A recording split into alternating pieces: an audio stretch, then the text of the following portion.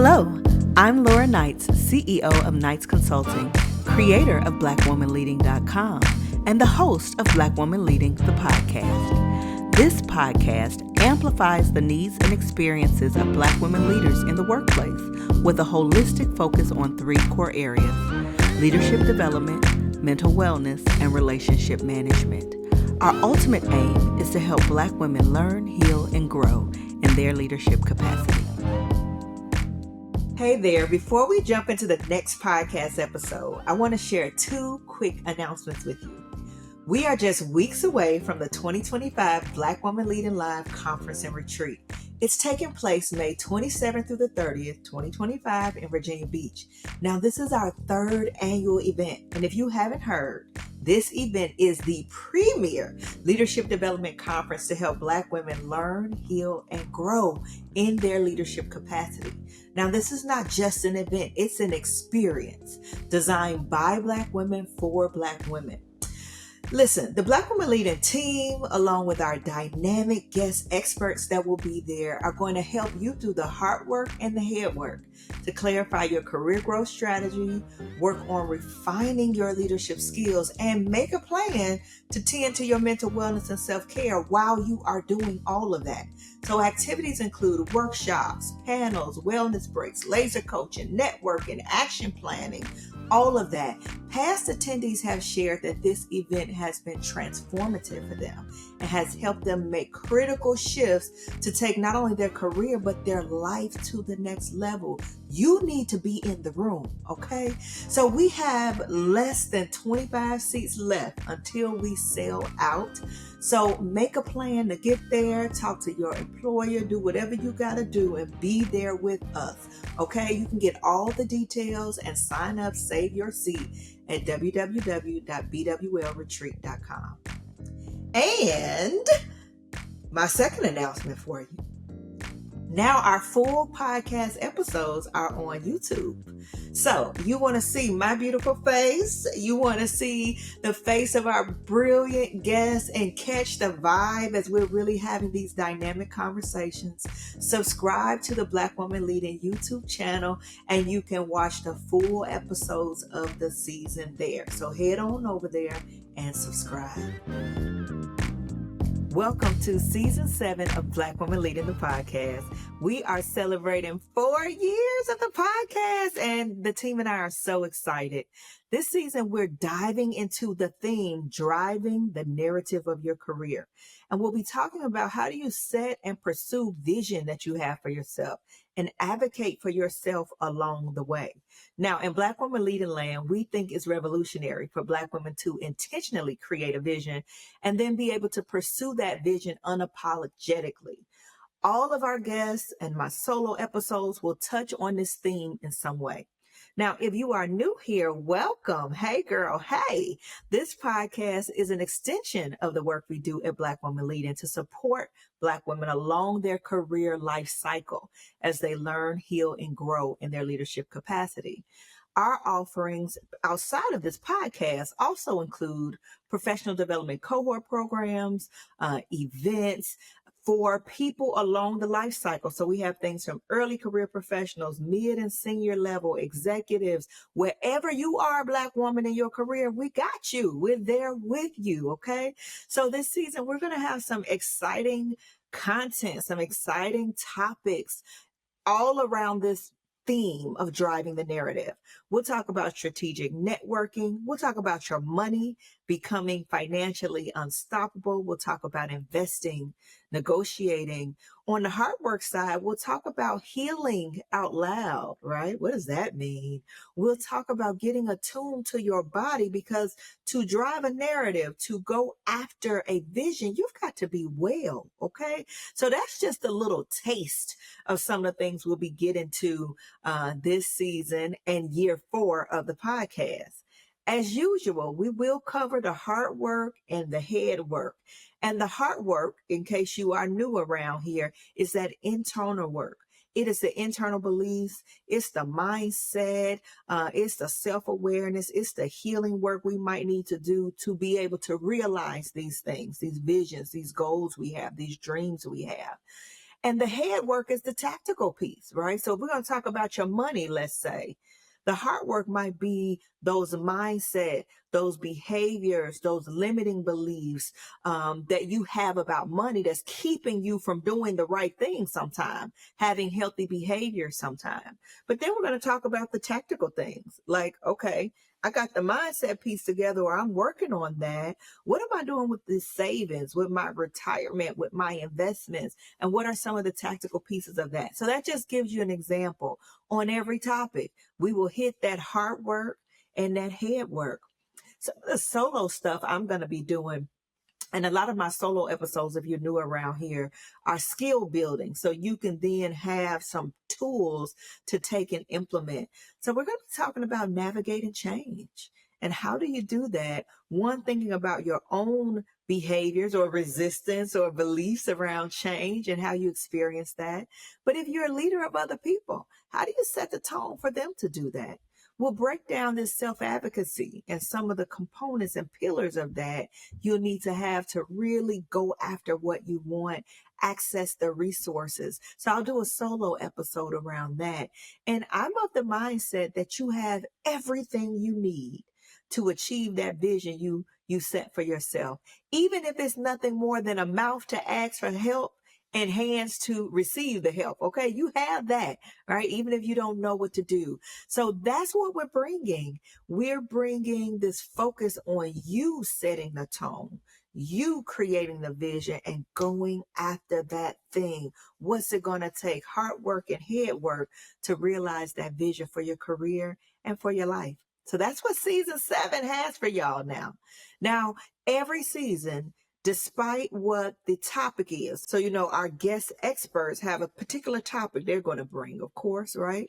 But the defining thread are the core questions that we ask all of our guests around this theme. Okay. So for the first time, somebody told me, someone who's a dedicated listener to the podcast says, Laura, so every season you have these core questions around the theme and you ask them to the guests and we get to hear their responses, and be inspired by them. But we never hear your answers to the core questions. And I thought, oh, that's good. So I'm going to share my answers to the core questions to kick off this season with this first episode. Okay, so one of our core questions is share a professional vision you set for yourself that you've been able to pursue, and what helped you to realize this? Well, one of my professional visions that has, really blossomed has been Black women leading.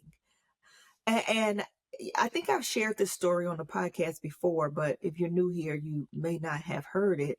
But, prior to running this company now, Nice Consulting, which BWL, Black Woman Leading, is an initiative of, I ran another consulting firm. And that firm was a coaching practice as well. And it was geared towards helping Black women founders start their businesses, gain confidence. There was a lot of hard work there, but really kind of began to monetize. I was a small business advisor in that role. And about 95% of my clients were what I would call corporate refugees. They were people who were leaving a toxic workplace environment and starting their consulting practice or their service-based business to get out of kind of corporate America. They wanted to kind of have to control their own time and do this in the form of a business. And so I worked with them. I had that business for about 6 years. I got to do a lot of amazing work and help a lot of women launch their businesses. And I remember during that time having a light bulb moment is that everybody's not going to be an entrepreneur. Some people are not going to have a desire for that or not going to be able to have the capacity for that with other things they're managing in their life. And what's the support for people who want to stay inside of the organizations and continue to grow there? And so in those very early stages, I think it was 2017, as I was starting to sunset that business, I wrote out the outline for Black Woman Leading, actually on an envelope on a plane coming back from a business trip. And I wrote it and I put it to the side, and it was always there. Okay. It was always there. And I would had a lot of these false starts, stops. And then finally in 2020, I was able to launch that.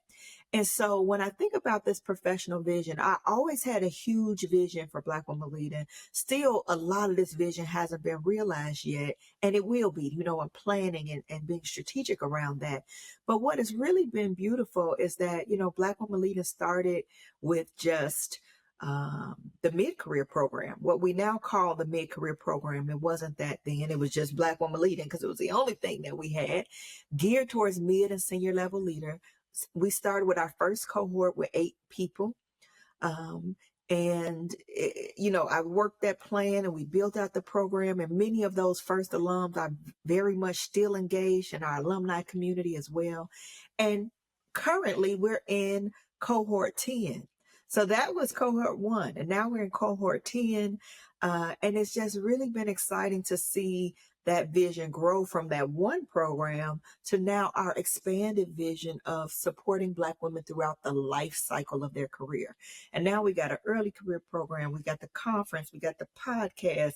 We're launching college symposiums later this year. We have our executive roundtables. So that little seed on the back of that envelope on the plane launched first that first program, and now we have this full suite of offerings.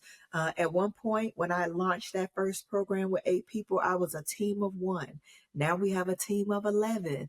And so that has been really a beautiful professional vision that I've been able to see realized, and it's still being realized because I got some stuff up my sleeve, y'all, that ain't even been uttered yet to the public, right? Still to grow this Black Woman Leading movement. So what helped me to realize this? I think part of it was just starting. That was the first thing, right? Just starting. I had a lot of starts and stops, some support that was pulled back. And at some point I said, you know what? I'm just going to just put it out there as a pilot and get started. And those first 8 people took a chance because they didn't know what this was. I was building some of this while we were in session. So what helped me to realize it was 1, getting started. 2, over time, as it expanded, was helped me to realize it is to get a team of people. And so your vision may not be a business. Your vision may be something you want to do in your career, something you want to do with your money, something you want to do in your personal life, right? And what I realize is that we're not an island. We need help. We need support. We need, even if it's emotional support, okay? You need it when you're going to go after things that are big, that are bigger than where you are now. So it was definitely getting started. It was also having a team, having a network of people that I could lean on. And that helped me to realize it. I think the last thing I'll say that's helped me to realize it is to spend time working on the vision, not just in the vision. So for example, if you have a professional vision for yourself, have you written that down? Have you documented what that'll look like? Have you documented what the resources are that you need, right? That's working on it, strategizing about it. And then it's the doing that stuff when you get in it. And so making consistent time for myself to say, okay, I'm doing the work. I'm knee deep in fulfilling the vision, but let me take a moment to step back and reflect, to evaluate, where am I? Do I need to pivot? Is the original plan still working? That has been something that's been really supportive to help me realize my vision too. So I hope there's some things you can take away from that. Here's another question we'll be asking folks this season around the theme. Share a time when you had to advocate for yourself to drive the narrative of your career. So this is also connected to my entrepreneurship journey, which has been a huge part of my career, right? But prior to being a full-time entrepreneur, I was a senior leader in a university setting. And I had been there for about 10 years. There was a lot of changes within my department and unit, and the writing was just on the wall that it was time for me to make my transition. I had been doing my business as I was going, and I had made a commitment to myself when I could duplicate my salary, which was a nice salary. When I could duplicate my salary from my business, then I could leave. That was kind of the commitment that I made to myself. So I had reached that point, but there was still, a little bit of anxiety from not having that regular paycheck. Even though I had been an entrepreneur, I had always had that full-time, nice paying job while I was still doing the business. And so as I was transitioning from that employer in my role, and my last iteration of my role, it was a role that was created for me. And a lot of the work I was doing was staff, leadership development, program development, a lot of the things we do now in NICE Consulting. And I remember, my employer didn't want me to go. They were like, well, what do you need? What do you want to stay? And I was telling them about this transition I was going to make, and my family was planning to relocate. And they were offering me like a part-time kind of job to still stay around, not be as committed, to do some more strategic kind of things. And I remember saying, wow, it would be nice to still have some money from them as I'm launching on this entrepreneurial path. But I didn't want to be an employee. I wanted it, if I was going to get that money from them, I wanted them to be a client of my business. And so I remember developing a proposal to present to the decision maker, who had been my manager and my sponsor really within the organization at that time. So we had a great relationship. My whole 10 years there, that person had been my leader. So when they moved up, I moved up, and they were very much in a sponsor capacity for me. They cared for me. They wanted me to succeed. They spoke my name in rooms. So it was a very supportive relationship I had with that person, although they didn't want me to leave, but they were supportive of me as a human being, right? And so this had been something unheard of there, right? And so I brought my proposal and I said, look, y'all want me to still do some work. I want to still keep some money, but I need to do it under these terms. I want you all to become a client of my business. And because my business was in that same way of doing that similar work, it was aligned. It would just be, you would be paying my company, not me. And it would go to more of a consulting type of thing. And she said, she was surprised. She hadn't thought about that. She said, let me think about it. Let me do a couple of things. And I, presented the case, told the story, brought the evidence, did a couple of follow-up meetings, and they eventually said yes. And from that transition to going to full-time entrepreneurship, they stayed on for the first 6 years, 5 to 6 years, maybe 5.5 years of my business, and was a nice source of revenue for me to really create some foundation. And so that was an example of really advocating for what I wanted, creating the proposal, selling it when there was a little bit of resistance. And that was, how I was able to even fully, more confidently go into full-time entrepreneurship. All right, one more. We have to be well, of course, to fully realize our professional and personal goals. And so here's a question we always ask, because it's important and people need to be inspired to put themselves first. What does self-care look like for you these days? And how are you taking care of yourself? So if I was to answer that, I'm slowing down a bit. I'm intentionally trying to slow down a bit.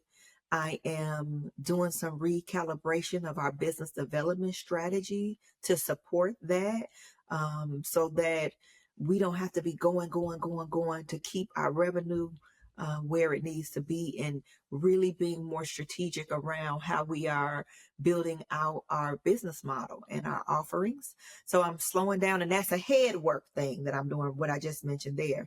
But from a heart work thing, I am really kind of trying to pay attention to my body.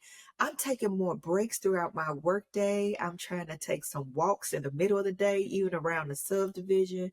I'm realizing that sun on my skin is life-giving to me, and the weather is getting better in the Atlanta area. So that's something I've been doing that really is giving me life. A quick little 20-minute break in the middle of my day. It's helping me to stretch, helping me to move, but it's also fueling my creativity when I can step away for a minute. I'm keeping my monthly massages, y'all. And I see my chiropractor every week. And so they've been on the show. They've even been on the podcast, my chiropractic team. And the last thing I think I'm doing is, really been paying attention to some digestive things I've been dealing with. So I've been working on my gut health, and we had a episode last season on this with BB Arrington, and I've been working with her one-on-one to really improve my gut health, not only through diet, through kind of my nutritional choices, but some supplements and things of the sort. And I'm really seeing how that is helping me in my overall health. So I'm trying to do what I preach, y'all. I'm trying to not only be the president of the club, but also a active participant. Okay. So that is a little bit, I answered the questions that we asked our guests and that we'll be asking some of our guests this season. So excited about season 7, y'all, and year 4. I can't believe it. How the time has just rolled on along, but stick around and take this journey with us. Tell your friends and your colleagues to log in too, and let's go through this journey together. Season 7 on driving the narrative of your career. Okay. Yeah, we are on all podcast streaming platforms and on YouTube now too. So you can listen wherever you log in. Okay. We will be there. You can also listen from our website. If you want to connect with us, we're at Black Woman Leading, and woman is singular, on Instagram, LinkedIn, Facebook, and YouTube. You can also visit our website at blackwomanleading.com to learn about our programs, our events, and everything we have going on. You want to connect with me personally? I'd love to do that. I'm Laura E. Knights on all platforms, mostly active on Instagram and LinkedIn. And then, of course, if you're interested in learning about the work we do in corporations, leadership and team development work to help really activate leaders and teams within organizations, check out our corporate site at knightsconsultinggroup.com. We will be happy to connect with you in any of these ways. And until next time, y'all, be well.